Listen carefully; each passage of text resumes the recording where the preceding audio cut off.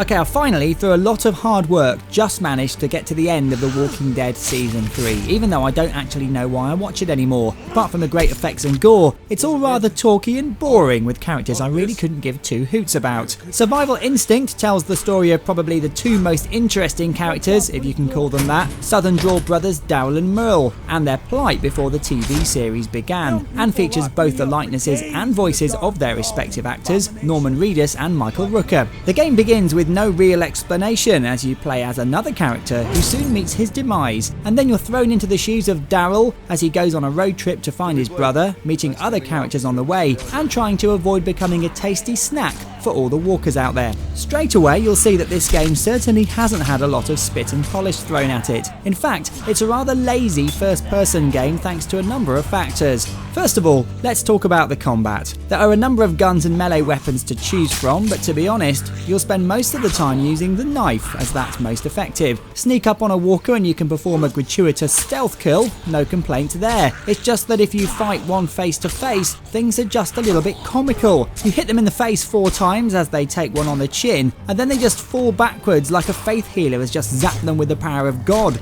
If you get swarmed by them, you then get to partake in a little mini game where you must move the cursor over their faces and stab them one by one in the head until they either die or you eventually run out of energy and get eaten yourself. You won't actually want to use a gun much as they're slow to reload and result in all the walkers running towards you because you've just rung a dinner bell that goes boom.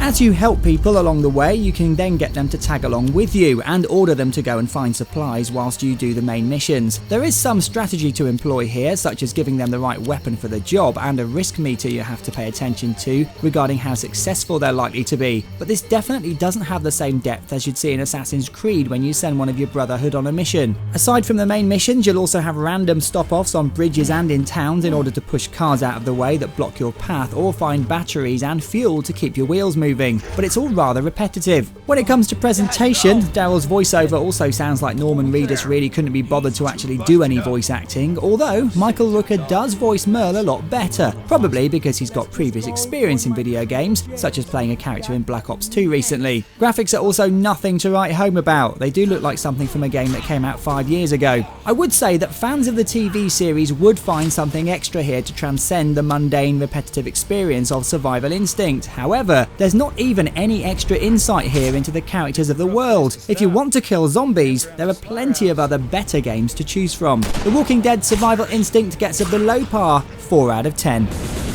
You've been watching a review from Gamesweasel. If you want to get the show each week, which includes video game reviews, news, previews, competitions and special features, then head over to Gamesweasel.com for our video podcast, Gamesweasel TV. Gamesweasel.com